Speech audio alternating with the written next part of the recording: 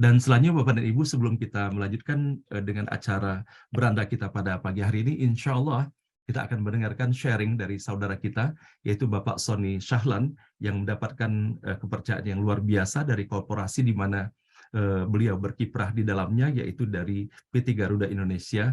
Dan bahwa selama bertahun-tahun Bapak dan Ibu, beliau selalu menempati posisi yang sangat dirindukan dan diimpikan oleh begitu banyak orang-orang yang berada di perusahaan itu sendiri. Namun tentunya kita akan sama-sama mendengar bahwa bagaimana perjalanan karir beliau sampai dengan menempuh perjalanan hingga sekarang ini dan mendapatkan amanah yang luar biasa, dan kemudian perjuangan-perjuangan serta nilai-nilai apa saja yang beliau terapkan di dalam kehidupannya sehingga dapat melaksanakan tugas dan amanah sampai dengan saat ini. Namun sebelum itu, kepada Bapak dan Ibu yang harus segera meninggalkan forum ini, mari bersama-sama Bapak dan Ibu kita menghantarkan dengan doa semoga Bapak dan Ibu yang meninggalkan forum ini lebih awal dikarenakan ada tugas dan amanah yang harus dilaksanakan dan dikerjakannya. Semoga amanah tersebut dapat terlaksana dengan sebaik-baiknya dalam limpahan rahmat, barakah, dan ridho Allah, dijauhkan dari wabah dan musibah, dan apa-apa yang dikerjakan mendapatkan keridhaan Allah pula. Dan kepada Bapak dan Ibu yang lainnya, mari bersama-sama kita melanjutkan acara beranda kita pada pagi hari ini dengan kita menyapa saudara kita, Bapak Sony Shahlan. Assalamualaikum warahmatullahi wabarakatuh, Adinda Sony. Waalaikumsalam warahmatullahi wabarakatuh, Abangku, Pak Ustadz Hasanuddin. Masya Allah. Bapak dan Ibu yang dirahmati Allah, saya terinspirasi mengundang beliau untuk hadir dalam forum ini. Saya sudah mengenal beliau lebih kurang sejak tahun 2005 atau 2006 yang lalu. Sudah lama sekali saya bersahabat sangat dekat dengan beliau, namun selama beberapa tahun ini hilang kontak ya. Dan surprise sekali ketika saya sedang berada di Jepang kemarin, Bapak dan Ibu, ketika saya berada dalam sebuah diskusi dengan Bapak Teguh Wahyudi yang sudah hadir di forum kita ini bersama dengan atase kehutanan dari KBRI. Nah, kemudian ternyata dalam pembicaraan mereka berdua menyebutkan nama Sony Shahlan, dan kemudian saya menyela dalam pembicaraan itu. Apakah Sony Shahlan dari Garuda yang dimasukkan dalam pembicaraan kalian?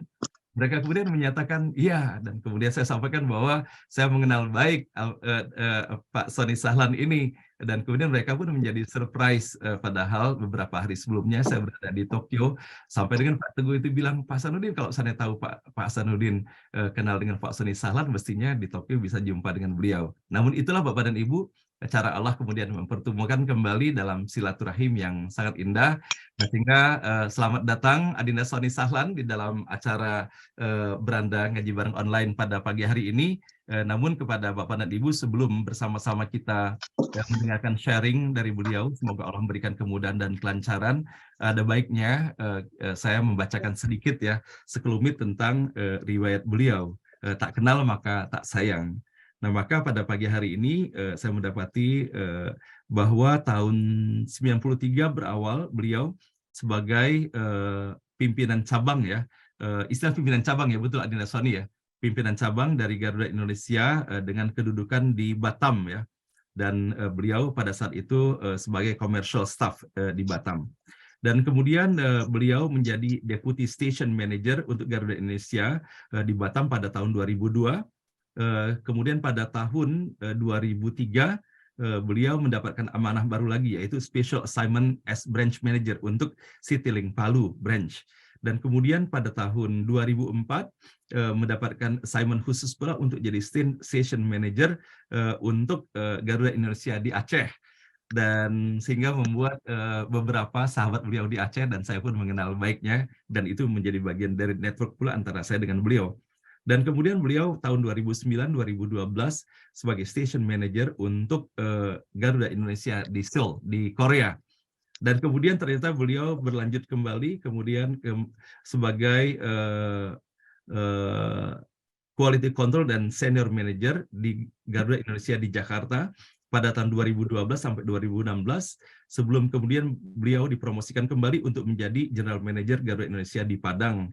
Dan kemudian beliau ditempatkan kembali di Seoul pada tahun 2017, sampai dengan kemudian tahun 2019 sampai dengan sekarang, beliau ditempatkan sebagai pimpinan dari Garuda Indonesia sebagai CEO yang membawahi Jepang, Korea, dan Amerika Serikat. Nah, inilah sekelumit dari apa yang kita dapati dari kehidupan Adinda Sony Shahlan.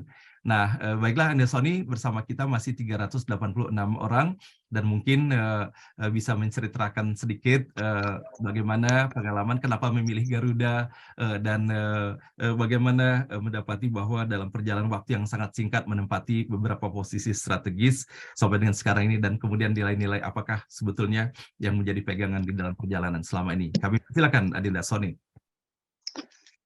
Terima kasih Abangku Pak Ustadz Hasanuddin Thaib, sahabat lama saya, juga Bapak Ibu yang mohon maaf, mohon izin tidak bisa saya sebutkan satu persatu. Saya sangat senang sekali berada di sini. Terima kasih sekali lagi Pak Ustadz Hasan atas undangannya. Bismillahirrahmanirrahim. Assalamualaikum warahmatullahi wabarakatuh. Waalaikumsalam warahmatullahi wabarakatuh. Sebetulnya tidak banyak Pak Hasan yang bisa mungkin saya sharing ya. Sebetulnya ilmu saya juga mungkin tidak seberapa dibandingkan ilmu Bapak-bapak dan Ibu semua yang ada hadir di sini. Hanya mungkin ada sedikit beberapa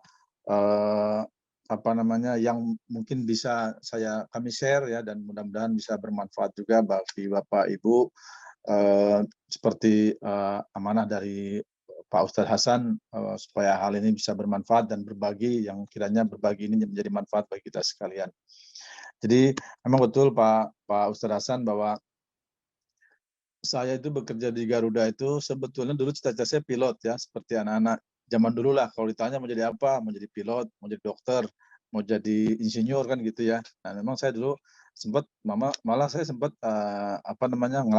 melamar untuk menjadi penerbang di Curug waktu itu, di Curug.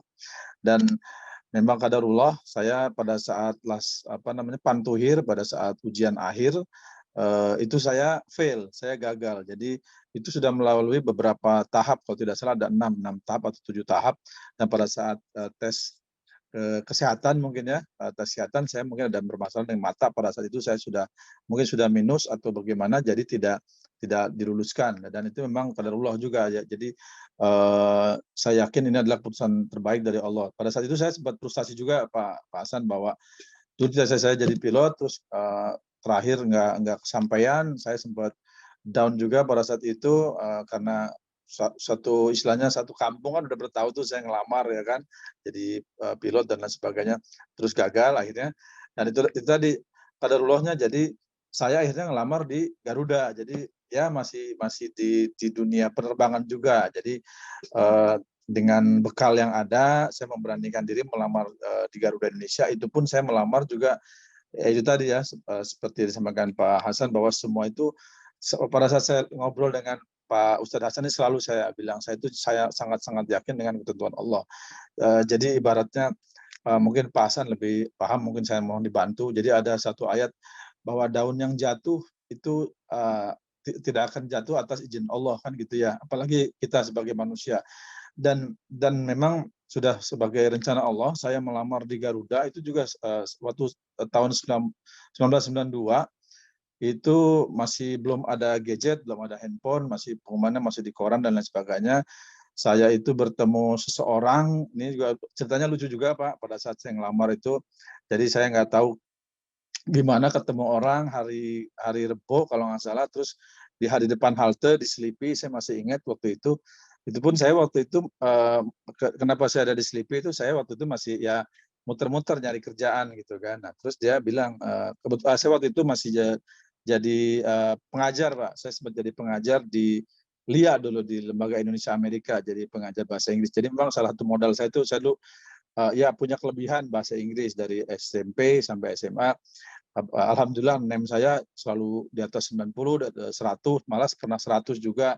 Jadi sampai guru saya juga pernah nanya, Sony, kamu pernah di luar negeri ya, atau kamu pernah kuliah belajar lagi, atau orang tua kamu dulu pernah dinas di luar negeri? Saya bilang belum pernah ya, tidak pernah keluar negeri, tapi saya memang waktu itu ingin merubah nasib, jadi saya belajar bahasa Inggris segala macam, sampai itu kamus tuh saya memang betul-betul saya baca dan saya hafalkan, dan juga saya selalu ajarkan sampai sekarang ke anak-anak saya. Jadi kalau kita mau punya cita-cita, mau punya tekad, ya kita harus benar-benar kita menguasai, mempelajari, dan itu akhirnya saya diberi diberi kelebihan dalam arti walaupun saya dari kota kecil ya, waktu itu saya tinggal di Tangerang, Walaupun saya berasal dari kota kecil Tangerang, tapi saya mempunyai kemampuan bahasa Inggris yang baik dan akhirnya saya disuruh mengajar di LIA Selipi, waktu di Sabang Selipi. Dan pada saat itu saya pulang dari Selipi, pulang ngajar, saya ketemu seseorang nih, Bang Hasan. Jadi memang cukup aneh juga waktu itu ya. Jadi orang itu bilang sama saya, Pak, ngobrol-ngobrol, itu ada lamaran di Garuda, katanya lagi buka lamaran hari Jumat terakhir. Dan itu saya ketemu beliau itu hari Rebu, gitu, hari Rebu. Jadi akhirnya saya ketemu beliau tuh dan itu memang orang itu seperti malaikat. Jadi setelah itu udah saya nggak ketemu lagi dengan orang tersebut. Dan saya cek di koran, ternyata benar. Saya tanya-tanya ke teman, ternyata waktu itu kan belum ada handphone ya, belum ada internet dan sebagainya. Tahun 92, akhirnya saya nyiapin semua berkas lamaran, akhirnya saya ngelamar di Garuda. Dan alhamdulillah setelah saya ngelamar itu hari Jumat saya antar itu pada hari terakhir saya nganter setelah berkas-berkas kumpul hari Jumat pagi saya ke Duri Kosambi ke Cengkareng saya memberikan berkas lamaran pada saat itu di Duri Kosambi seleksinya dan itu juga seleksinya Bu Bapak Ibu makan waktu hampir 1 tahun itu jadi dari 92 seleksinya bertahap kan ada tes bahasa Inggris, tes wawancara, tes ilmu pengetahuan umum, tes penampilan segala, terus psikotes dan lain sebagainya sampai tahap terakhir sama seperti pengalaman saya waktu ngelamar pilot. Dan ini adalah proses lamaran yang benar-benar memakan waktu dan juga memakan energi. Dan saya juga trauma gitu ya, jangan sampai ini kalau saya fail lagi atau saya gagal lagi, saya nggak tahu itu mau ngapain. Pada saat saya jadi pilot itu saya hampir 1 bulan Bu, nggak keluar Bapak Ibu, nggak keluar rumah tuh Bu, nggak keluar kamar, nggak keluar rumah. Artinya waktu itu sempat depresi, sempat down karena nggak tercapai cita-citanya. Setelah itu ngelamar Garuda juga gitu, kejadian hampir sama, 7 tahap juga, dan saya alhamdulillah terus sampai ke seleksi tahap selanjutnya lulus terus. Saya juga nggak kepikiran gitu. Dan itu asli itu tetangga saya istilahnya nggak seperti waktu saya ngelamar pilot, itu nggak ada yang tahu saya ngelamar di Garuda. Jadi sengaja saya bilang sama orang tua saya nggak usah bilang-bilang karena malu takut nanti gagal lagi gitu kan. Nah, jadi pengalaman waktu pilot itu saya nggak mau ada yang tahu. Jadi kami diam-diam saya ngelamar Garuda. Nah begitu pengumuman terakhir baru tuh saya bilang lah ke orang tua saya tentunya sangat senang gitu ya. Terus tetangga pada tahu, mereka pada kaget juga. Karena pada saat itu kan mungkin tahun 92 seperti Bapak Ibu tahu ya, Garuda itu kan perusahaan ya lumayan besar ya, perusahaan BUMN yang besar dan orang tahu bahwa pada saat itu memang sulit untuk masuk ke perusahaan BUMN seperti Garuda pada saat itu karena seleksinya cukup ketat. Dan mereka juga ya mau curiga atau enggak juga mereka nggak percaya kan.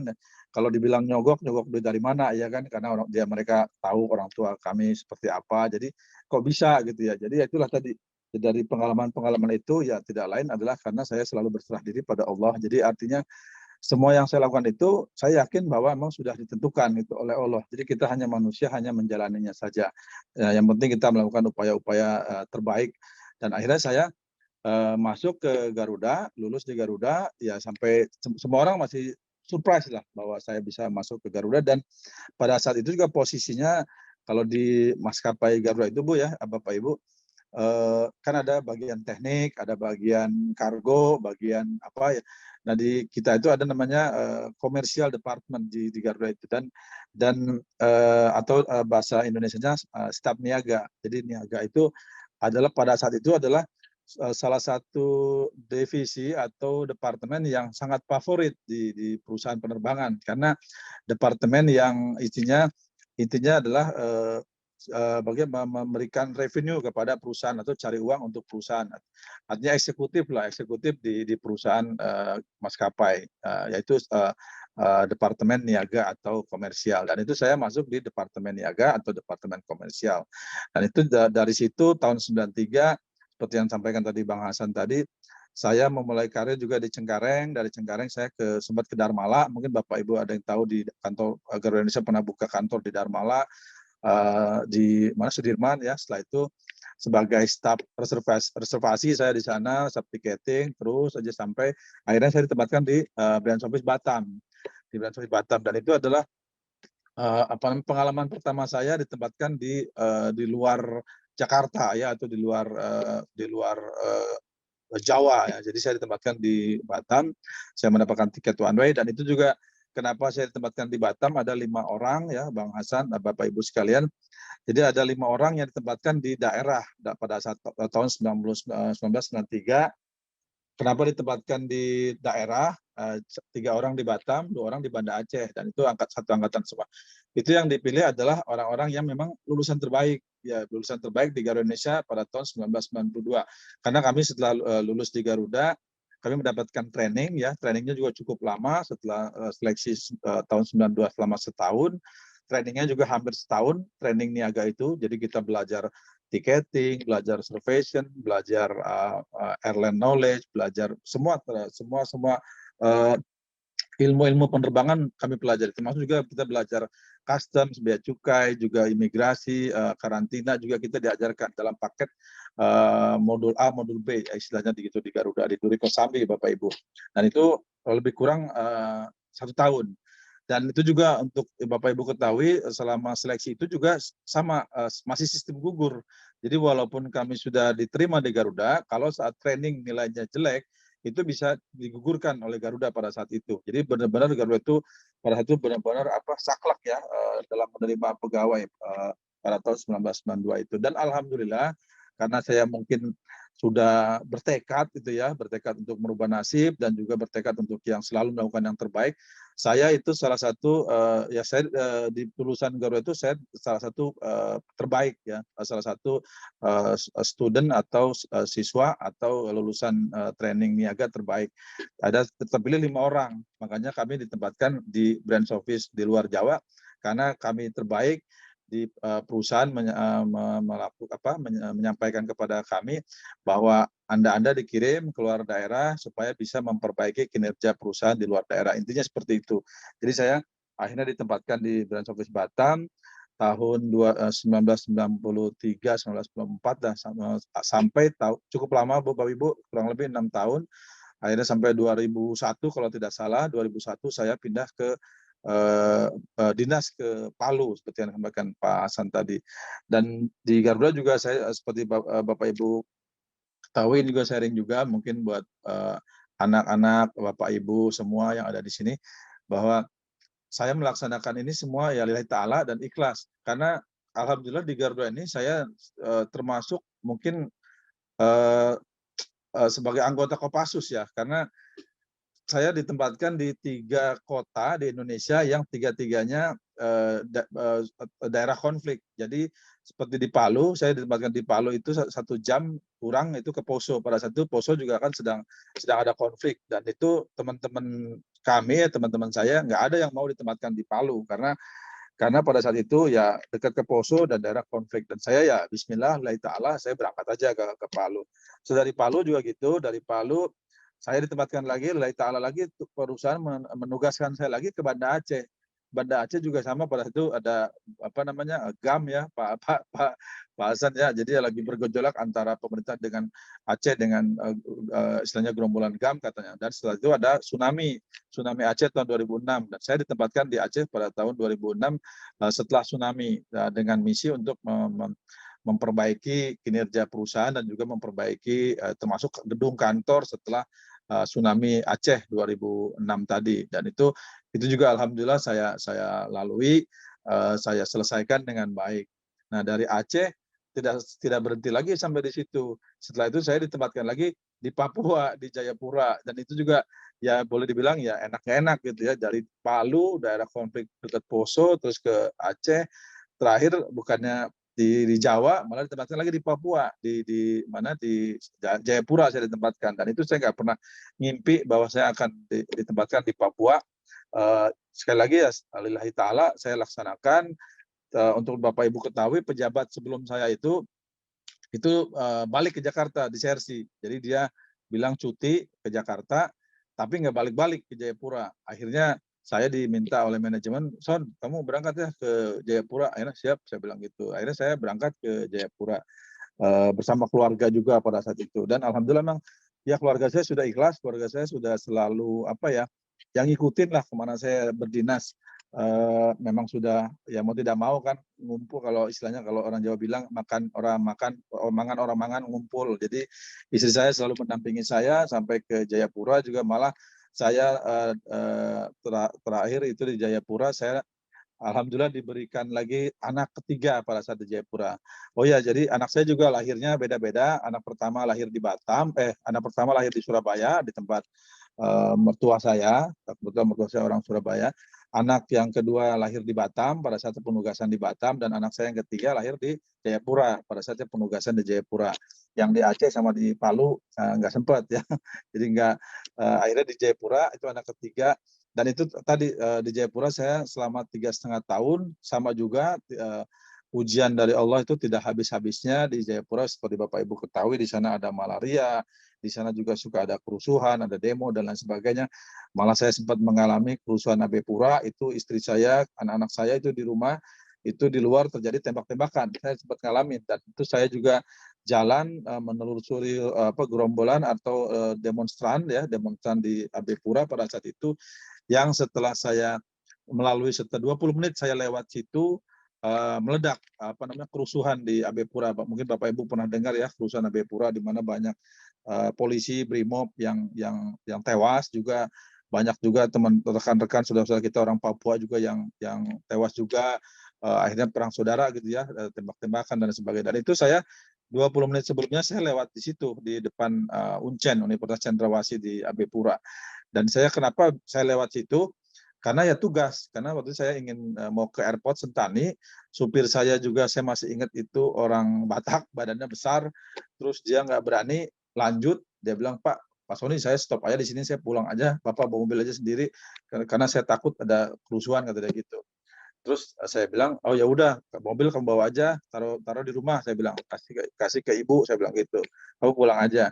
Karena saya jalan kaki menembus, mungkin Bapak Ibu yang tahu Uncen ya, Universitas Cendrawasih, di situ ada jalan raya kan ya, sampai ke perbatasan Waena, itu saya jalan kaki kurang lebih 300 meter, dan di situ saya ditunggu oleh teman-teman dari tentara tentunya ya, dari teman-teman dari uh, apa uh, uh, Kodam ya, Kodam di Papua, ditunggu Pak Sony, kami tunggu, dan saya akhirnya naik mobil truk hijau itu ya Pak Ustadz Hasan, truknya mobilnya tentara. Jadi dari situ setelah lewat baru kami jalan beberapa detik, langsung itu udah tembak-tembakan. Bayangkan pada saat apabila saya masih di situ, ya udah pasti mungkin kejadian ya dengan saya. Tapi itulah tadi kadarullah, karena apapun yang saya lakukan, saya selalu bismillah, saya menyerahkan diri pada Allah. Saya bilang, ya Allah, saya yang mau lewat sini lah bismillah, karena saya mau ke tempat kerja, mohon lindungi aku. Saya selalu begitu. Jadi intinya seperti yang disampaikan Pak Hasan, kita kemanapun berada, dimanapun berada, ya selalu mengingat Allah. Intinya seperti itu. Dan itu yang saya lakukan. Selalu saya berdoa kepada Allah, apapun tindak tanduk saya, supaya dijaga. Dan alhamdulillah saya lewat sampai ke Sentani, dan itu juga tidak selesai sampai di situ. Malamnya juga sama, masih ada tegang gitu ya, ada jam malam, dan saya nggak bisa pulang karena saya harus balik lagi ke rumah kan. Nah, dan di depan Uncen lagi itu dijaga lagi sama teman-teman Brimob, jadi suasana sangat tegang pada saat itu.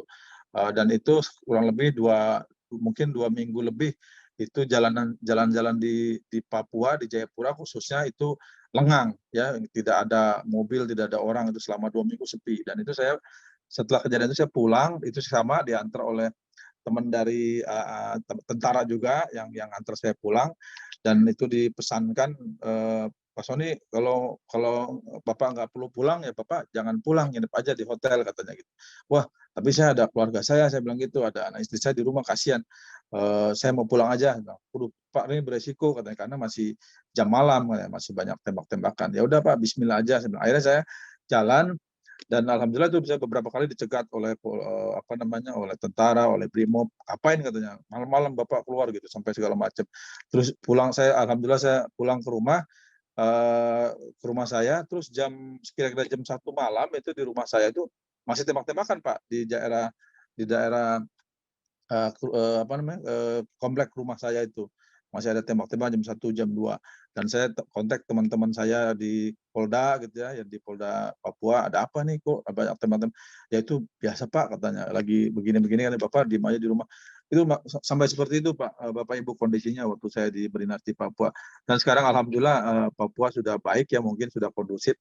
Itu pada saat itu tahun 2008 kalau nggak salah, 2009, kami di Papua. Jadi dan itu adalah tahun-tahun terberat pada saat itu, di mana juga istri saya sempat keguguran di Papua itu, dan anak yang ketiga ini sebetulnya anak keempat pada saat hamil, anak ketiga karena istri saya juga stres, depresi dengan kondisi yang ada, namun dia juga nggak mau ke Jawa, istilahnya nggak mau pulang, ya akhirnya menemani saya. Akhirnya itu tadi, istri saya stres, akhirnya keguguran dan alhamdulillah Allah masih memberikan rezeki anak kembali dan akhirnya beberapa 1 tahun lebih lah ya, akhirnya hamil lagi dan anak saya sekarang sekolah di sini ya, Pak, seperti disampaikan Pak Hasan tadi, paling kecil ya sekarang sudah kelas 2 SMA di sekolah Tokyo di sini. Jadi sekarang anak saya ada 3 Bapak Ibu, yang satu alhamdulillah meneruskan cita-cita saya yang tidak jadi saya tidak jadi saya capai. Anak pertama sekarang sudah jadi pilot, alhamdulillah. Anak yang pertama laki-laki, yang kedua perempuan yang lahir di Batam, sekarang kuliah di Korea. Ya, dia juga salah satu anak kebanggaan saya yang mandiri, sudah mandiri selalu sendiri di Korea, kuliah, kos dan sebagainya. Sampai dia juga ikut magang juga, cari-cari tambahan uang saku katanya. Dan yang anak yang ketiga ikut saya di sini di Tokyo, sekolah di sekolah Republik Indonesia Tokyo. Kemudian yang dapat saya sharing lagi mungkin pengalaman saya di perusahaan itu tadi, bahwa apa-apa yang saya lakukan adalah ya kita melakukan yang terbaik dan ya tentunya ikhlas semata-mata karena Allah. Seperti saya juga pernah menyampaikan ke Pak Hasan, alhamdulillah mungkin di antara teman-teman saya yang lainnya, bukan saya menyombongkan diri Bapak Ibu, mohon maaf.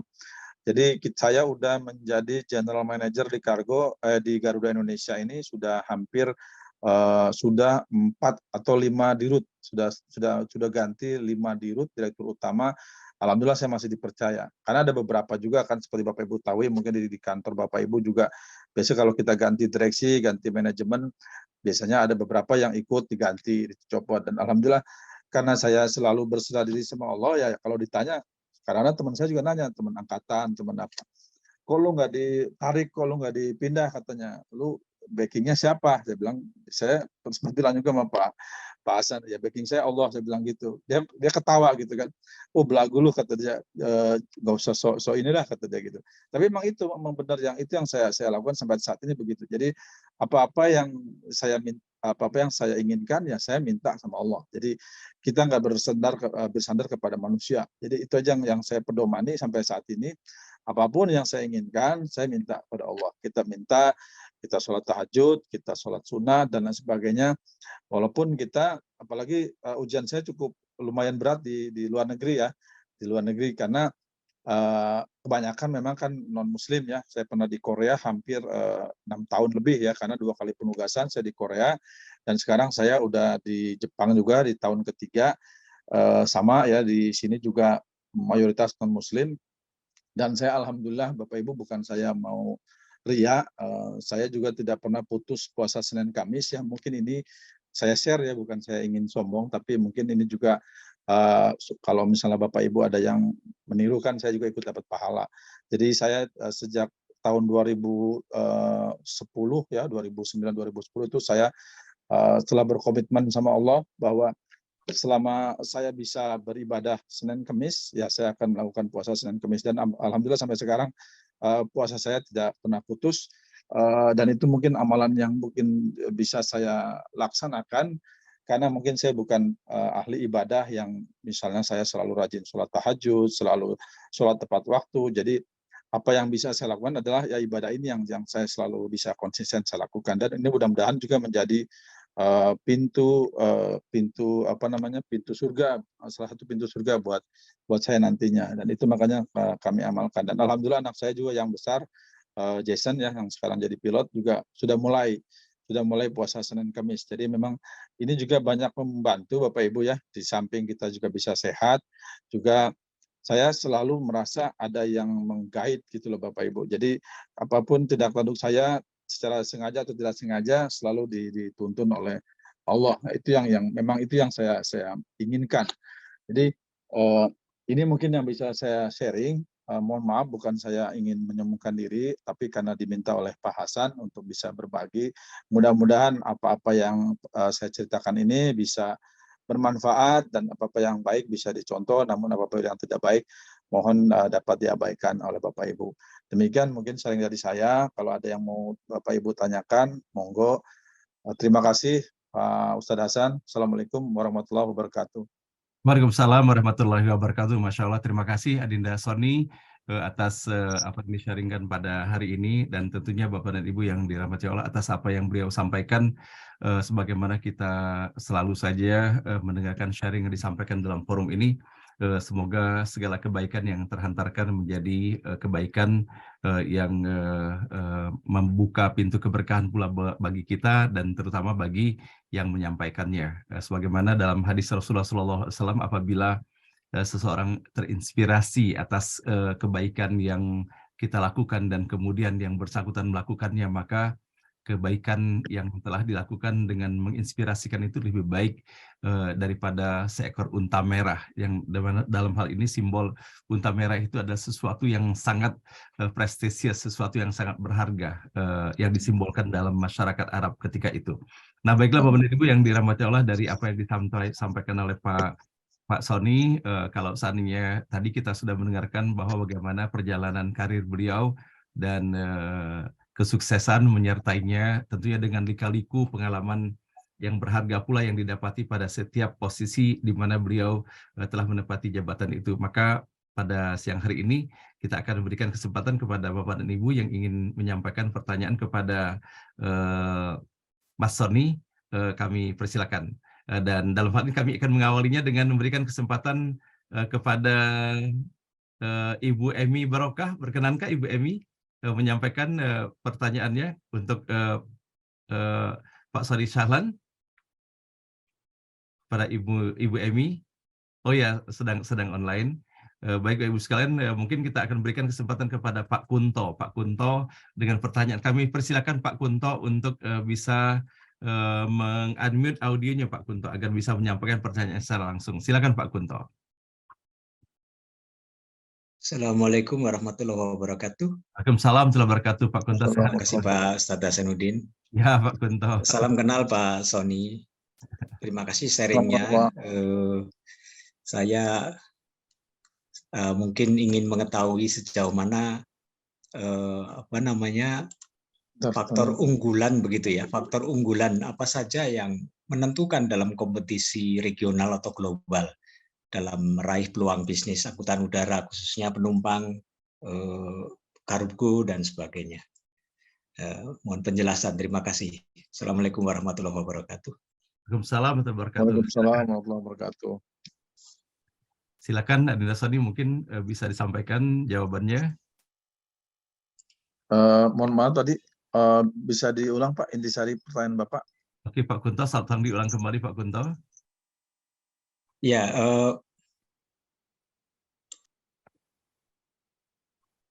tolong di-unmute Pak Kunto. Ya, silakan Pak Kunto. Ya, terima kasih. Intinya sejauh mana atau faktor unggulan apa yang paling menentukan di dalam kompetisi untuk merebut peluang pasar begitu ya, angkutan udara ini, khususnya penumpang, kargo, dan sebagainya. Terima kasih. Baik. Terima kasih Pak Kunto, salam kenal Pak. Terima kasih ini Pak, salam kenal kembali ya. Siap Pak, pertanyaan bisnisnya. Jadi memang Garuda Indonesia ini pada saat pandemi kemarin, walaupun kita adalah salah satu bidang usaha yang paling terdampak ya Pak ya, dengan adanya pandemi, termasuk juga pariwisata dan juga maskapai, Garuda Indonesia tetap masih memberikan pelayanan Pak, yaitu tetap menerbangi khususnya untuk rute-rute luar negeri, karena kita adalah perusahaan BUMN, kita menjadi agen negara dalam hal menjembatani hubungan bilateral dua negara. Jadi kita juga masih terbang ke Jepang, masih terbang ke Korea, masih terbang ke Europe ya, ke Eropa, dan Australia juga kita masih terbang, termasuk juga Singapura dan Kuala Lumpur, Bangkok dan lain sebagainya.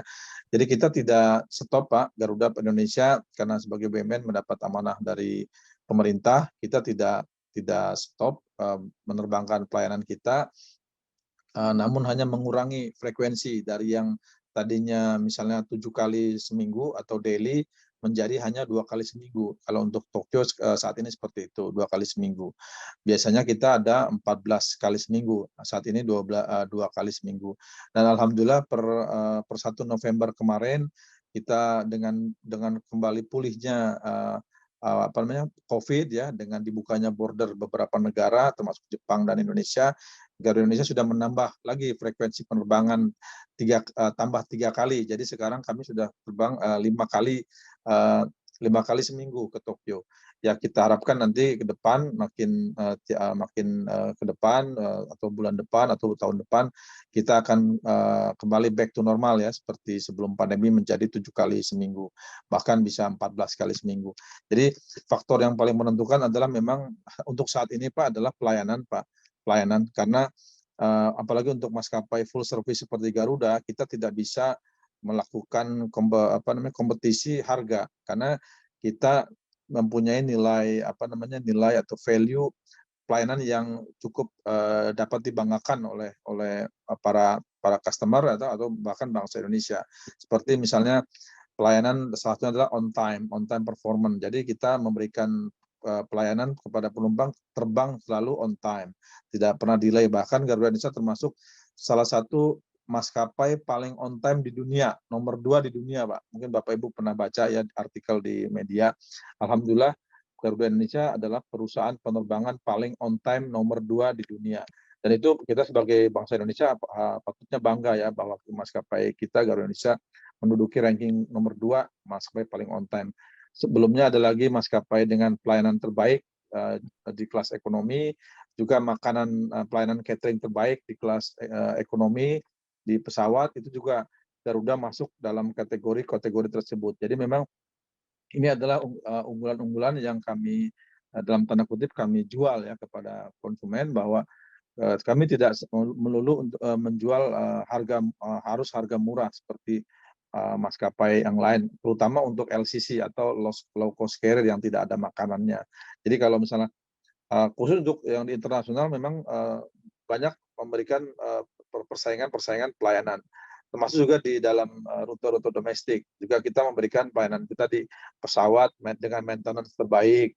Jadi memang itu adalah salah satu bentuk komitmen Garuda terhadap keselamatan penerbangan, karena kalau misalnya Garuda menurunkan kriteria atau standarisasi safety, sebetulnya bisa aja supaya bisa menjual tiketnya murah.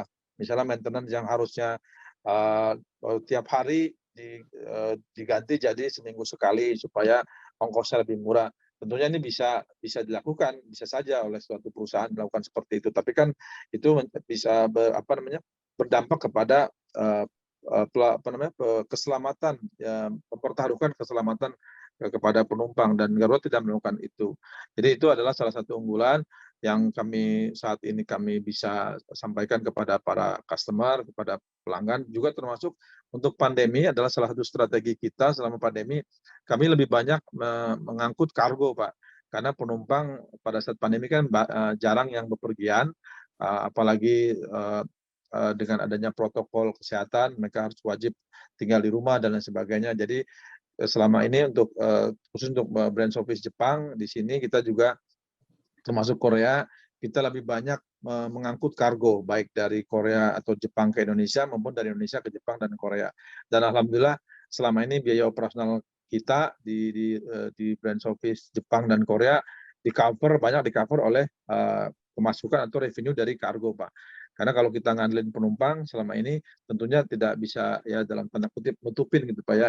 Itu yang saat ini kami lakukan, dan alhamdulillah Garuda juga sudah melalui proses PKPU, seperti Bapak Ibu pernah dengar juga di media bahwa proses PKPU adalah proses untuk opsi kedua untuk menghindari kepailitan atau bangkrut. Jadi Garuda sebagai flag carrier maskapai nasional, kita tidak ingin Garuda Indonesia tercinta menjadi bangkrut dan hilang dari muka bumi, makanya kita coba selamatkan Garuda melalui jalur PKPU. Dan alhamdulillah sudah mendapat persetujuan dari pengadilan dan juga dukungan dari para kreditor, sehingga Garuda bisa melanjutkan bisnisnya. Dan artinya Garuda Indonesia insya Allah akan tetap eksis di muka bumi ini, atau at least di Indonesia. Itu yang bisa kami sampaikan. Terima kasih Pak.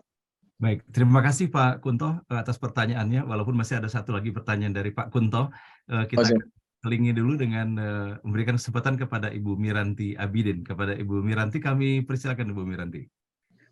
Assalamualaikum warahmatullahi wabarakatuh. Assalamualaikum Waalaikumsalam warahmatullahi wabarakatuh. Pak Sony, jadi ini juga sangat menarik. Mungkin kalau saya boleh ambil kesimpulan, Pak Sony ini betul-betul perseverance ya. Jadi betul-betul tahu apa yang diinginkan dan berusaha untuk mencapai apa yang diinginkan itu dengan seluruh daya dan upaya gitu. Jadi alhamdulillah akhirnya toh juga diterima juga dalam penerbangan karena itu yang diinginkan Pak Sony ya. Iya, Alhamdulillah. Nah, Pak Sony kalau saya dengan Garuda itu memang apa namanya mungkin dekat sekali ya. Dulu Pak zamannya Pak Lumenta tahun berapa itu ya? Dulu kami pernah membantu untuk internal communications-nya Pak. Jadi waktu itu apa namanya ada permasalahan antara bidang teknik. Mereka tuh punya permasalahan dengan bidang yang ini mungkin niaga ya, yang pramugara itu pilot ya. Kenapa kok mereka rasanya didiskriminasi begitu? Sedangkan peranan dari bagian teknik kan tinggi sekali, keselamatan kan dibutuhkan sekali setiap saat pesawat akan ini kan selalu dicek dulu gitu. Jadi waktu itu kami mengadakan suatu wawancara dan memang akhirnya kami bisa berhasil mengatasi hal itu dan terjadi suatu kesepakatan bersama yang memang akhirnya membuat mereka saling mengisi dengan baik gitu. Nah, itu di zaman Pak Lumenta. Nah, kemudian kami juga kerjasama juga dengan Garuda untuk masalah logo Pak, Lander yang itu yang memenangkan. Landernya suatu desain terkemuka di dunia dan alhamdulillah untuk Indonesia kami terpilih untuk bagaimana ya kalau konsep logonya itu Lander yang membuat. Tapi penerapannya dalam semua perangkat yang ada itu beribuan sih, banyak banget gitu. Nah itu memang kami yang terpilih. Jadi terus terang saya dengan Garuda itu memang rasanya kok deket banget. Dan terus terang saya itu sangat bangga. Dan kalau tidak salah kan sudah pernah menjadi the best airlines ya Pak ya? Iya Bu, iya zamannya betul. Pak Emir Khattar ya Pak ya? Iya, kita ya, bintang maskapai bintang 5. Betul, Pak Emir Khattar juga minta, oke Miranti bantu juga Citylink, jadi kami itu Pak Arif masalah. Ya, kami juga bantu Citylink juga. Citylink untuk penerbangan domestik untuk low fare gitu menjadi lead ya dalam kelasnya, dalam kelasnya gitu. Nah, jadi satu hal saya ingin ucapkan kebanggaan kami dan satu hal yang saya ingin tanya Pak mengenai kaitan bahwa sekarang ini masalah apa yang harus dijalankan dalam membangun kembali ya Garuda ini untuk dapat mencapai posisi seperti sebelumnya itu dalam kaitan PKP itu langkah-langkah apa yang dilakukan itu Pak Sony? Jadi apa yang akan dilakukan dalam kaitan saat ini gitu ya? Jadi kebetulan juga beberapa kawan dulu Pak Triawan Mundak jadi komisaris utama juga pernah kan, itu juga pernah kerja di perusahaan saya juga. Oh ya Bu, ya Bu Miranti. Silakan Pak. Terima kasih banyak Pak Sony, senang bertemu dengan Anda. Assalamualaikum warahmatullahi wabarakatuh. Waalaikumsalam warahmatullahi wabarakatuh. Terima kasih Bu Miranti. Nanti Bu Miranti ini tahu banget ya mengenai Garuda Indonesia. Iya Bu, betul. Bahwa saat ini kita alhamdulillah seperti saya sampaikan tadi pemerintah sudah menyetujui usulan PKPU Garuda. Juga PKPU juga tidak hanya disetujui oleh pemerintah tapi juga disepakati oleh para kreditor. Kreditor itu paling banyak berjasa pada saat ini untuk Garuda Indonesia karena Garuda ini kan punya hutang ke kreditor, tapi Garuda tidak sanggup bayar kan gitu. Dan kita hanya sanggup bayar mengembalikan utang kita hanya sekitar 19%. Bayangkan Ibu, kalau Bu Miranti misalnya punya uang 100, saya hanya kembalikan 19, tentunya kan pasti marah ya, kreditor pada marah. Tapi karena kecintaan kreditor, termasuk juga salah satunya Bu Miranti, mereka menyepakati dengan proposal kita dan akhirnya ada sekitar 900 kreditor yang ada di Garuda Bu ya di seluruh dunia. Jadi mereka menyepakati, artinya kalau kreditor menyepakati artinya PKPU bisa dilaksanakan. Begitu. Jadi ada negosiasi perhitungan utang piutang atau di haircut gitu ya, dipotong utang piutangnya. Dan itu alhamdulillah sudah disetujui baik oleh pengadilan dan para kreditor. Dan tugas kita sekarang adalah membuktikan kepada kreditor dan pemerintah Bu bahwa komitmen kita untuk melanjutkan Garuda untuk supaya Garuda tidak bangkrut benar-benar kita tunjukkan saat ini kepada pemerintah, shareholder dan juga para kreditor. Makanya sekarang kenapa Garuda tidak langsung membuka banyak rute, karena kita harus hati-hati Bu, pada saat kita membuka banyak rute atau menambah frekuensi dan lain sebagainya, itu dipastikan rute itu untung. Jadi kalau nanti rutenya rugi, nanti kita nanti mendapat komplain lagi atau mendapat mosi tidak percaya lagi dari para kreditor, dan itu akan berdampak, takutnya mereka withdraw atau menarik kembali kepercayaan mereka kepada proses PKPU Garuda. Jadi alhamdulillahnya ini rute Jepang ini termasuk salah satu rute yang berkontribusi positif kepada Garuda Indonesia, kepada perusahaan, artinya memberikan revenue yang signifikan. Dan ini alhamdulillah tentunya atas bantuan Allah ya Bu ya. Jadi saya juga hanya melaksanakan, dan saya punya rute di Jepang dan Korea. Salah satunya adalah yang memberikan rute kontribusi terbesar di Garuda Indonesia, khususnya untuk rute internasional. Dan selain itu juga ada Sydney, ada Australia juga begitu. Jadi memang itu Bu, upaya-upaya yang kita lakukan dalam bagaimana mengembalikan kepercayaan para kreditor dan juga pemerintah bahwa Garuda Indonesia bisa lanjut. Mungkin itu intisarinya Bu Miranti. Terima kasih Bu. Terima kasih Mas Sony. Terima kasih. Terima kasih Bu Miranti. Selalu pertanyaannya yang menyegarkan dan membuat kita bisa mengetahui lebih signifikan lagi hal-hal yang ditanyakan oleh Bu Miranti dan dijelaskan oleh Adinda Sony pada hari ini. Nah, baiklah Bapak Ibu sekalian, berikut ini ada pertanyaan yang disampaikan oleh Pak Kristiono, di mana beliau menyampaikan bahwa di tengah Adinda Sony terus berupaya menjalani keindahan kehidupan ini ya dengan senantiasa mengkaitkan segala sesuatu secara vertikal kepada Allah Subhanahu wa taala, maka beliau mempertanyakan bahwa tentunya ada juga kerikil-kerikil tajam yang dijalani dan harus dilalui dalam kehidupan ini. Nah, apa kiatnya Adinda Sony di dalam melalui situasi-situasi yang boleh jadi berat tersebut, namun tetap menghadirkan keistiqomahan di dalam menyandarkan diri kepada Allah? Baik. Terima kasih Pak Ustadz. Mungkin saya ngambil contoh aja mengenai puasa ya, puasa Senin Kamis Pak Ustadz, yang seperti saya pernah cerita ke Pak Ustadz Hasan sebelumnya. Jadi terutama untuk di Korea, Jepang, saya dulu ragu-ragu pada saat saya meneruskan kebiasaan ibadah Senin Kamis saya pada saat itu, karena saya tinggal di Korea pada itu, saya sempat ragu itu Pak pada saat itu. Ini bisa nggak ya saya bisa puasa Senin Kamis di luar negeri atau apalagi di negara seperti Korea dan Jepang. Karena yang notabene mereka banyak non-muslim, dan klien-klien kami juga teman-teman relasi-relasi saya kan kebanyakan juga orang Jepang, orang Korea yang notabene non-muslim.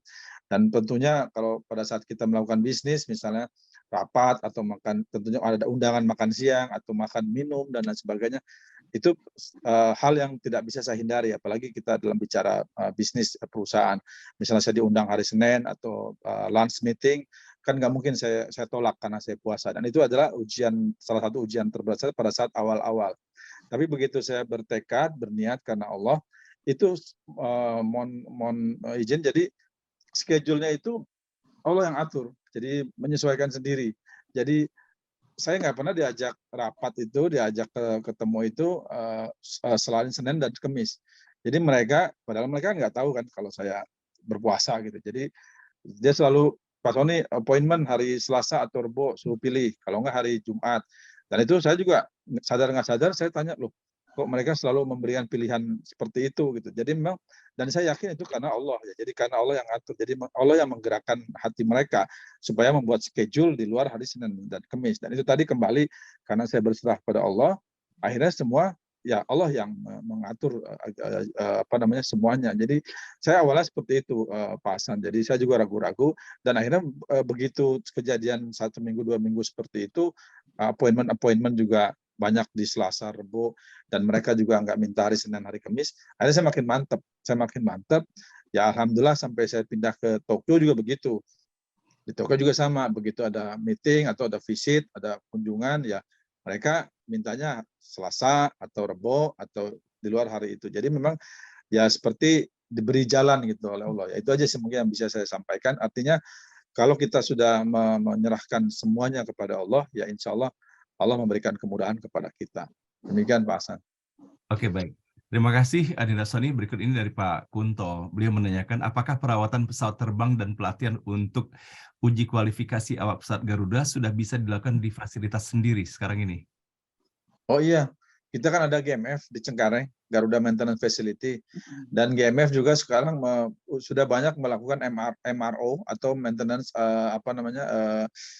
kerjasama maintenance dengan perusahaan-perusahaan maskapai lain di luar negeri, seperti dengan Japan Airlines, di Korea dengan Korean Air, di Singapura dengan SQ.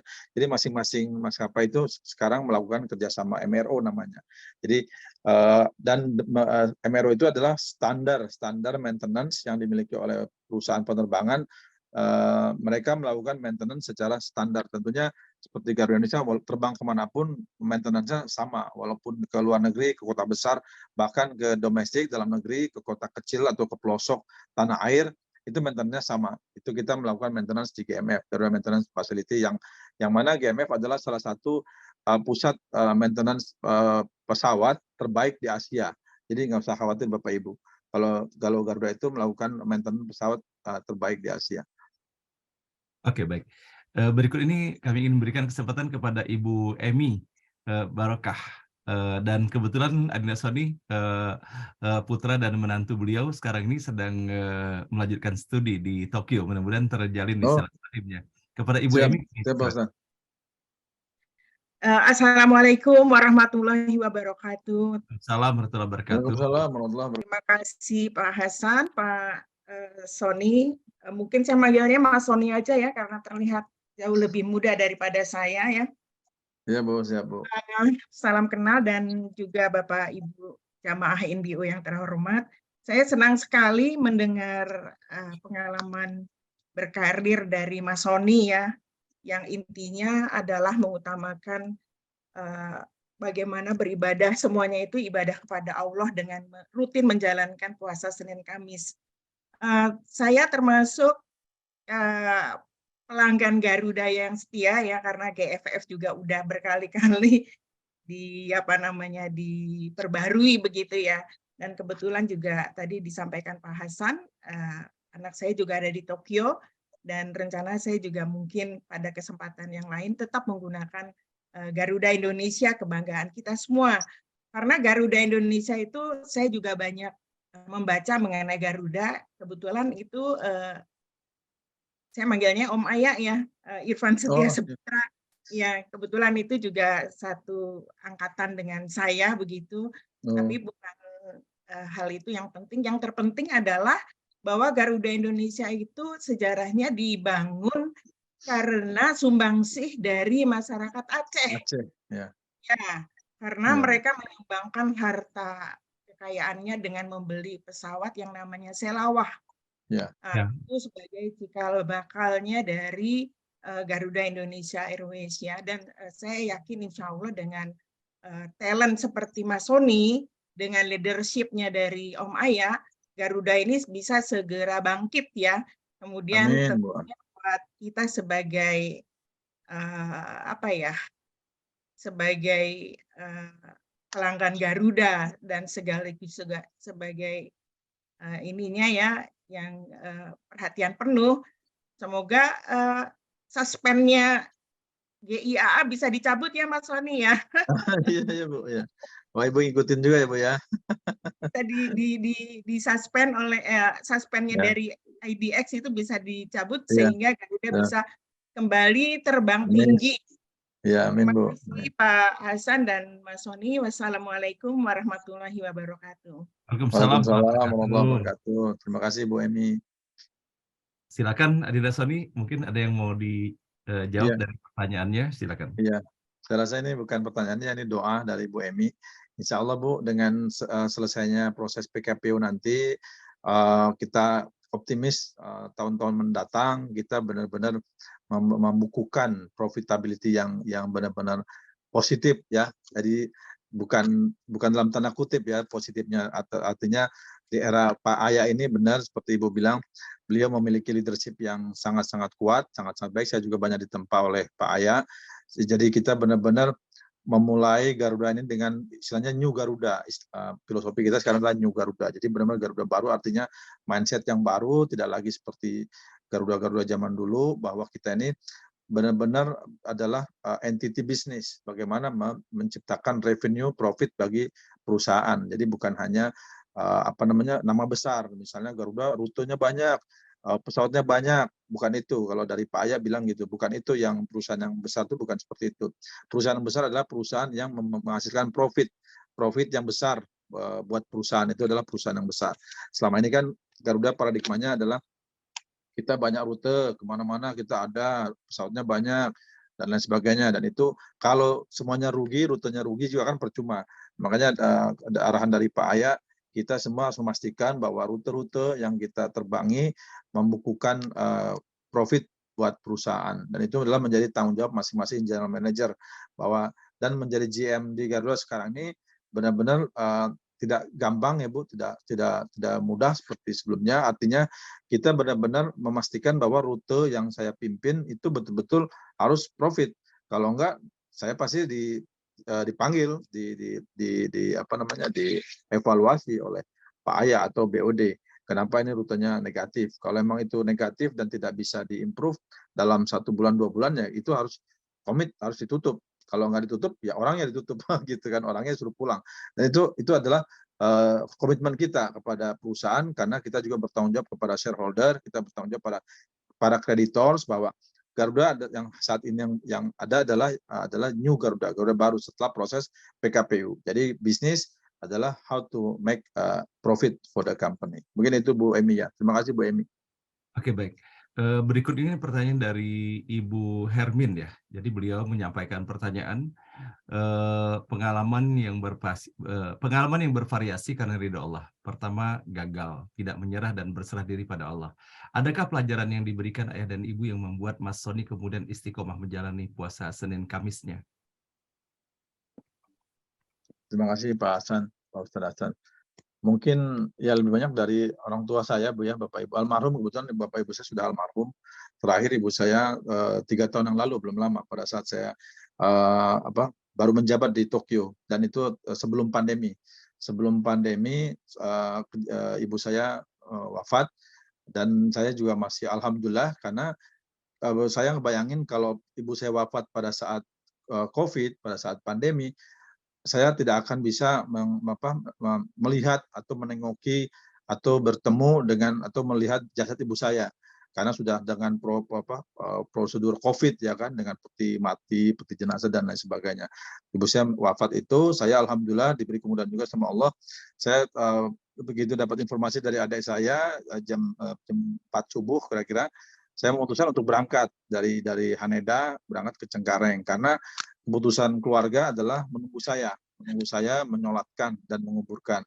Karena kebetulan saya adalah anak paling tua, adik saya kebetulan perempuan semua, jadi adik saya sepakat menunggu saya untuk datang untuk menguburkan.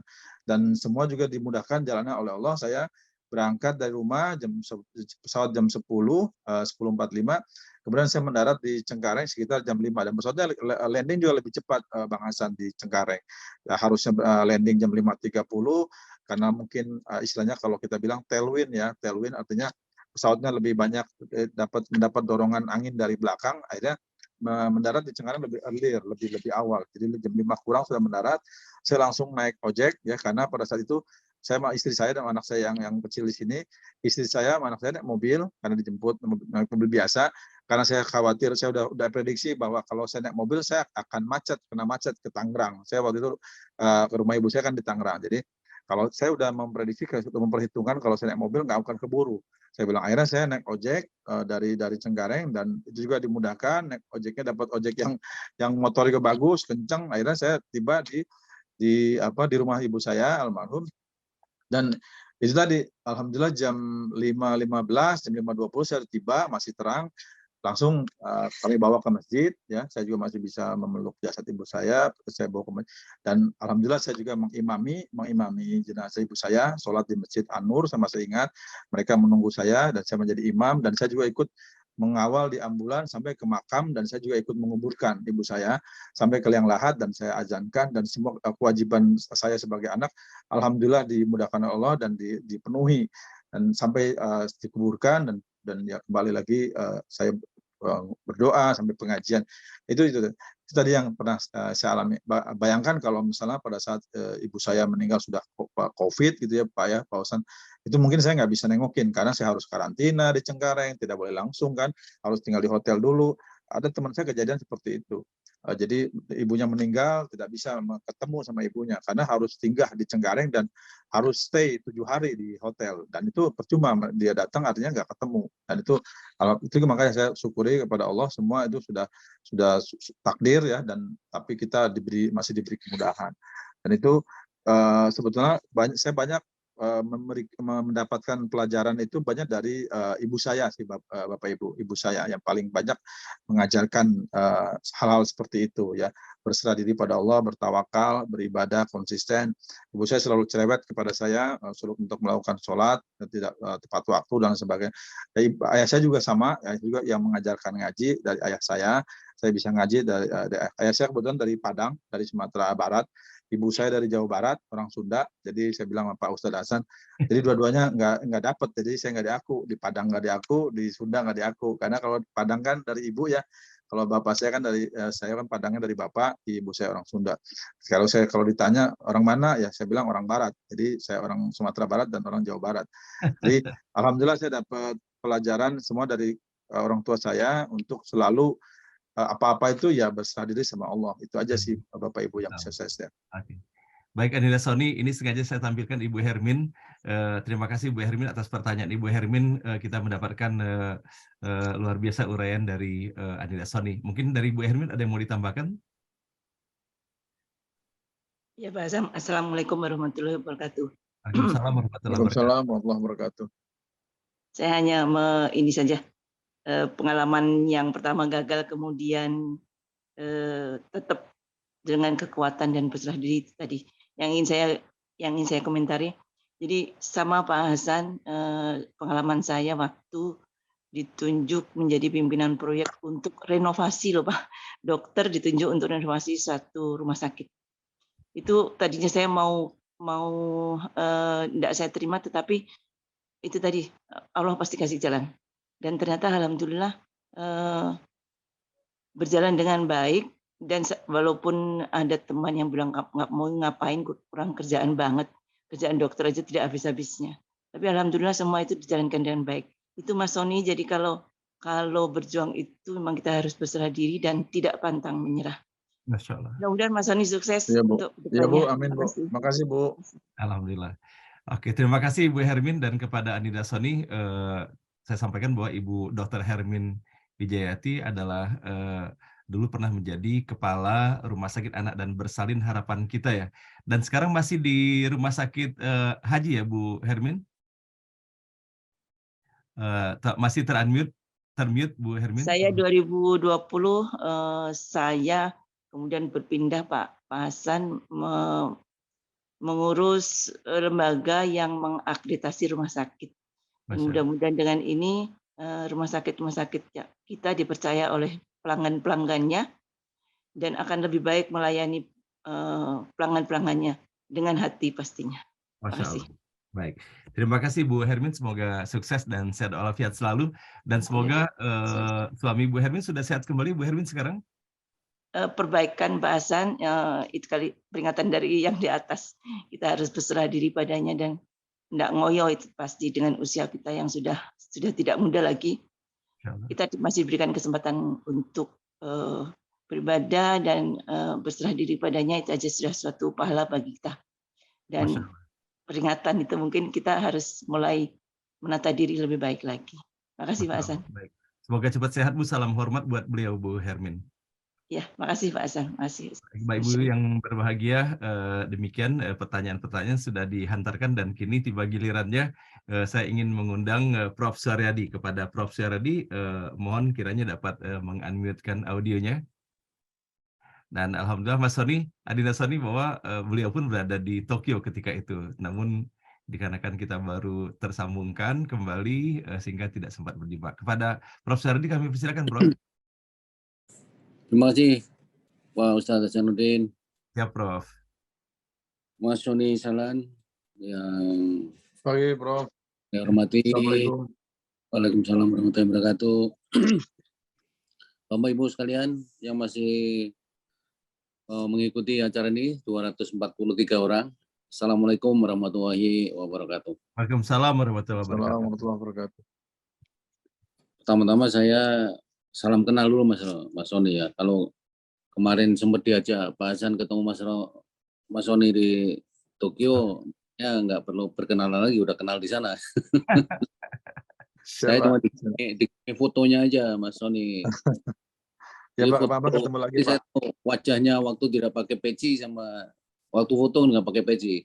Oh. Tapi dua-duanya sama-sama gantengnya. Jadi mendengar cerita Mas Sony tadi, Mas, ini banyak orang pengen seperti Mas Sony, tapi sedikit sekali yang kesampaian. Dan kebetulan juga besan saya ini pilot Garuda, namanya Pak Darjat Jatnika, itu baru aja selesai pensiun 2 tahun yang lalu. Umur 60 tadinya kan masih bisa diperpanjang, tapi karena COVID akhirnya yang 60 nggak bisa diperpanjang lagi. Oh, kayaknya saya kenal tuh Pak. Salam Iya. Pak buat Kapten Darjat. Iya, Kapten Darjat Jatnika memang dia rutinnya sering ke Jepang. Ya. Ya, Boeing 777 777 777 ya. Ya. Nah, putranya juga pilot Garuda juga. Ya, mungkin duluan dia daripada putranya Mas Sony. Putranya Mas Sony udah berapa tahun jadi pilot? Baru setahun Pak, setahun terakhir karena kena COVID kan Pak. Jadi ya qadarullah dia banyak standby-nya karena dia masuk pas pandemi kan. Ya. Nah, justru dia udah 5 tahun yang lalu, tapi pas pandemi nggak pernah terbang. Akhirnya kan ditawari Golden Six Hand itu ya. Oh, siap. Ditawari, akhirnya dia pikir-pikir nggak jelas juga kapan bisa terbangnya. Ya, akhirnya dia pilih itu. Iya. Jadi sekarang pilotnya udah nggak ada lagi. Yang mertua juga udah pensiun, yang putranya mertua juga udah nggak di Garuda ya. Tapi ada sedikit banyak termasuk keluarga Garuda lah. Ya, Bro. Nah, Mas Tony dulu ceritanya dari guru dia di guru bahasa Inggris dia ya. Iya, pernah ngajar di LIA Pak. Iya. Nah, saya yang punya LIA Depok, tapi waktu saya punya LIA Depok, Mas Tony sudah terbang lewat Garuda. Iya. Itu juga cari pengalaman Pak kerja di LIA itu. Iya.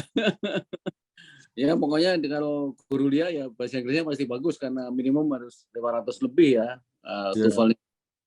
Jadi alhamdulillah Mas Sony dari SD sudah menekuni bahasa Inggris sehingga bahasa Inggrisnya bagus ya. Iya Pak, alhamdulillah. Ya nggak bagus tapi yang penting punya lianya juga mendidik anak-anak. Iya itu yang penting Pak. Dan alhamdulillah LIA saya di Depok ini terbesar di seluruh cabang LIA di Indonesia ya. Alhamdulillah. Ya. Jadi memang gini Mas Sony, yang saya catat benar adalah kebiasaan Mas Sony Senin Kamis puasa itu loh. Itu saya dari kecil itu juga Senin Kamis Mas Sony. Walaupun sekarang sudah semakin tua tidak rutin lagi kayak dulu ya. Tapi sampai umur saya mendekati 60 saya kira Senin Kamis itu tidak pernah saya tinggalkan.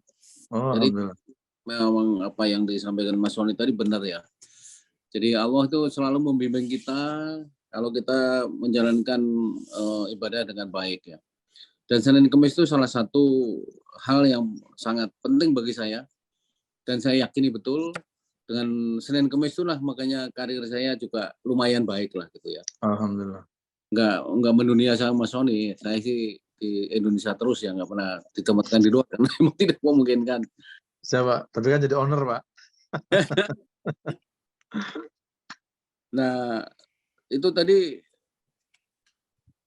pertanyaan Pak Kunto dan cerita Bu Miranti ini sangat menggelitik. Bu Miranti itu paling luar biasa Mas Sony karena beliau memang punya perusahaan yang luar biasa. Perusahaan-perusahaan besar tuh semuanya ditangani beliau pengembangan SDM.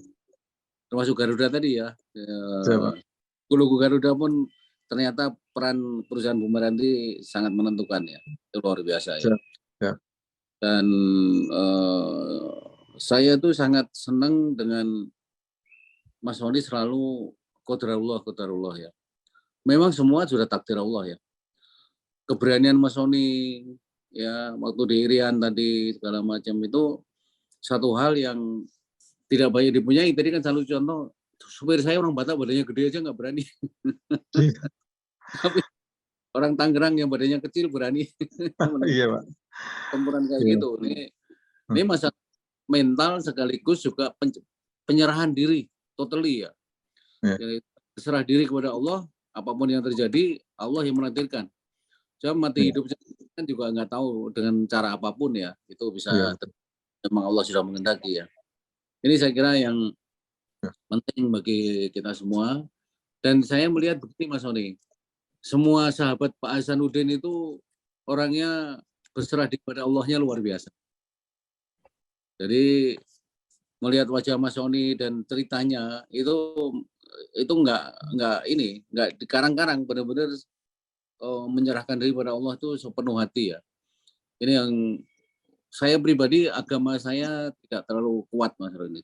Jauh Pak Hasan itu kan sejak SD digembleng sama ibunya luar biasa ya. Tapi penyerahan diri kepada Allah itu yang paling menentukan. Ya. Sehingga apa yang diceritakan Mas Roni tadi sangat menginspirasi kita semua ya. Dan saya yakin memang ratusan orang yang ikut kegiatan NBO ini semuanya ingin menjadi orang yang lebih baik, walaupun sudah baik ya. Tapi ingin meningkatkan kadar kebaikannya menjadi lebih tinggi lagi, kadar ketaatannya kepada Allah lebih tinggi lagi, dan seterusnya. Ini saya kira manfaat dari ngaji bareng online yang bisa kita rasakan sampai saat ini. Dan insya Allah Mas Sony nanti kapan kita jumpa lagi, kalau ada Januari mungkin mau ke Tokyo lagi, nanti kita di sana sambil makan makanan halal. Nah, kalau disuguhi makanan halal di tempat Mas Teguh. Ya Bro, nanti saya ajak ke tempat makanan halal pasti. Iya. Jadi demikian Mas Sony, terima kasih banyak atas luar biasa. Terima kasih Bro. Kalian. Terima kasih Bro. Assalamualaikum wabarakatuh. Waalaikumsalam warahmatullahi wabarakatuh. Terima kasih Prof. Suryadi atas komentarnya. Mungkin dari Mas Sony ada yang mau disampaikan untuk Prof. Suryadi? Menguatkan janji ketemu lagi nanti di Tokyo. Iya, mungkin itu aja. Insya Allah nanti kita ketemu lagi Prof. Sayang sekali kemarin tidak bisa ketemu. Terima kasih juga atas supportnya dan juga doanya kepada Garuda Indonesia, khususnya juga kepada kita sekalian. Mudah-mudahan kita selalu dalam rahmat dan lindungan Allah Subhanahu wa Ta'ala. Amin. Terima kasih, Prof. Alhamdulillah, baik Bapak Ibu sekalian yang dirahmati Allah, tanpa terasa hari telah menunjukkan jam 8.01 pada saat ini, sehingga kita sampai pada penghujung acara kita. Dan tentunya kepada Adinda Sony, kami ucapkan terima kasih atas kehadiran dan sharingnya luar biasa. Dan teriring pula doa dari kami semuanya, semoga terus diberikan kekuatan keistiqomahan di dalam melaksanakan amanah sebagai perwakilan Indonesia di Jepang, khususnya Korea dan Amerika Serikat. Semoga terus menjadi armada penerbangan yang menjadi kebanggaan bangsa dan negara kita. Apalagi Garuda Indonesia, Bapak Ibu sekalian, ya tentunya secara psikologis ya kita melihat Garuda ini bukannya sekedar maskapai penerbangan, tetapi simbol negara itu ada pada perusahaan ini sendiri. Nah, sehingga tentunya kita menginginkan agar Garuda ini terus mengudara gitu di udara ya. Jangan sampai Garuda ini mengalami seperti halnya apa yang dialami oleh perusahaan-perusahaan yang lainnya. Dan kami yakin bahwa pemerintah sendiri memahami akan makna daripada Garuda Indonesia ini sendiri, ada simbol negara dan politis juga sesungguhnya di dalam maskapai penerbangan ini, sehingga mudah-mudahan dengan doa dari seluruh masyarakat bangsa dan negara kita, dan khususnya warga dan majelis NBO ini, semoga tidak hanya Mas Sony namun PT Garuda Indonesia semakin terus berkembang, memberikan kemanfaatan bagi bangsa dan negara, serta menjadi kebanggaan dalam percaturan bangsa-bangsa di dunia ini. Dan baiklah, sebelum kita mengaminkan doa oleh Ustaz Muhammad Taslim, dari Adinda Sony, apakah ada yang mau disampaikan sebagai kata penutupnya? Kami persilakan. Ya, Pak Ustadz Hasan dan Bapak Ibu sekalian, terima kasih atas waktu yang diberikan. Sangat senang sekali saya bisa bergabung dengan Bapak Ibu. Insya Allah nanti kalau diundang saya akan ikut juga Pak Hasan dengan pengajian NBO ini. Namun demikian saya juga mohon pamit, Pak Hasan mungkin pamit duluan karena di sini sudah jam 10. Oh iya, betul. Ya, saya ini saya mengkhususkan waktu saya untuk Pak Hasan dan Bapak Ibu sekalian. Semoga apa yang disampaikan oleh Pak Ustadz Hasan bermanfaat untuk kita sekalian. Dan saya mohon pamit, izin duluan karena jam 11 saya ada appointment lagi, Pak Hasan, Pak Ustadz Hasan. Siap. Terima kasih atas waktu Bapak Ibu. Mohon maaf apabila ada salah-salah kata. Wabillahi taufiq wal hidayah. Assalamualaikum warahmatullahi wabarakatuh. Waalaikumsalam warahmatullahi wabarakatuh. Terima kasih. Terima kasih, Pak Hasan. Silakan Adinda, silakan. Ya, mohon Liv, izin saya silakan, live ya. saya paham sudah jam 10 Ya. lebih di sana sekarang Ya, ini. siap. Mohon izin saya live ya. Baik. Baik, Bapak Ibu sekalian yang berbahagia, kita ikuti kini doa yang disampaikan oleh Ustadz Muhammad Taslim kepada Ustadz Taslim, kami persilakan. Assalamualaikum warahmatullahi wabarakatuh. Waalaikumsalam warahmatullahi wabarakatuh. Alhamdulillah wa syukurillah la haula wa la quwata illa billah wassalatu wassalamu ala rasulillah wa ala alihi wa sahbihi wa mawala amma ba'du. Terima kasih Pak Ustadz Hasanuddin dan Prof. Suharyadi, semuanya jamaah NBO, tadi Mas Soni sudah pamit duluan. Marilah kita memohon kepada Allah, semoga kita semuanya selalu diberi ilmu, diberi kekuatan zahir batin untuk mengamalkannya. A'udzubillahi minasyaitonir rajim. Bismillahirrahmanirrahim. Hamdan hamidin, hamdan na'imin, hamdan syakirin, hamdan yuwafi kafil mazidah. Ya Rabbana lakal hamd kama yanbaghi karim azim sultan. Allahumma shalli ala sayyidina Muhammad wa ala alihi wa sahbihi wa tabi'in bi ihsan ila yaumil. Allahumma arinal haqqa haqqan warzuqna ittiba'a wa arinal batila batila warzuqna ijtinaba. Rabbana la tuzigh qulubana ba'da idh hadaytana wa hab lana min ladunka rahmah innaka antal wahhab. Rabbana hab lana min azwajina wa dhurriyyatina qurrata a'yun waj'alna lil muttaqina imama. Rabbi zidna ilma warzuqna fahma. Allahumma rzuqna wan nabiyina wa hifdha sayyidil mursalin wal hamal malaikatil muqarrabin bi rahmatika ya arhamar rahimin. Allahumma sya'al qalba jam'un nas mahabbatal muslimina wal muslimat wa talabul ilmi wa amal ma'ruf nahi munkar qad hajatina wa fathum qarib. Ya Allah, Engkau berikan kami kekuatan zahir batin untuk belajar yang setiap hari di NBI ini yang dibimbing oleh Bapak Ustadz Hasanuddin Thayyib, menjadikan ilmu yang bermanfaat, berkah fid dunya wal akhirah. Amin. Ilmu yang bermanfaat, berkah untuk kami, keluarga kami, saudara-saudara kami, tetangga kami, masyarakat dan bangsa negeri kami ini, ya Allah. Amin. Jadikan satu hati kami, satu untuk amal ma'ruf nahi mungkar, satu padu untuk amal ma'ruf nahi mungkar, dan saling tolong menolong, saling mengingatkan, saling mengasihi. Rabbana atina fid dunya hasanah wa fil akhirati hasanatan wa qina adzabannar. Amin. Wa sallallahu alaihi sayyidina Muhammad wa ala alihi wa sahbihi wa sallam walhamdulillahi rabbil alamin. Terima Amin. kasih Pak Ustadz Hasanuddin, Prof. Suharyadi, semuanya, ada Pak Ibong, Pak Rudi, wah Pak Punto, semuanya. Mohon maaf jamaah NBO. Wassalamualaikum warahmatullahi wabarakatuh. Waalaikumsalam warahmatullahi wabarakatuh. Terima kasih atas doanya. Semoga menjadi doa yang Allah kabulkan untuk kita semuanya. Dan kita doakan juga Bapak Ibu sekalian bahwa saya mendapat info dari Ibu Indra Noshe bahwa beliau pada hari ini melaksanakan ibadah umrohnya. Beliau memohon disampaikan doa yang terbaik, maka sama-sama kita mendoakan semoga ibadah umroh yang beliau laksanakan bersama keluarganya dapat terlaksana dengan sebaik-baiknya, diberikan keselamatan, diberikan kemudahan, keberkahan, dan insya Allah mendapatkan umroh yang mabrur.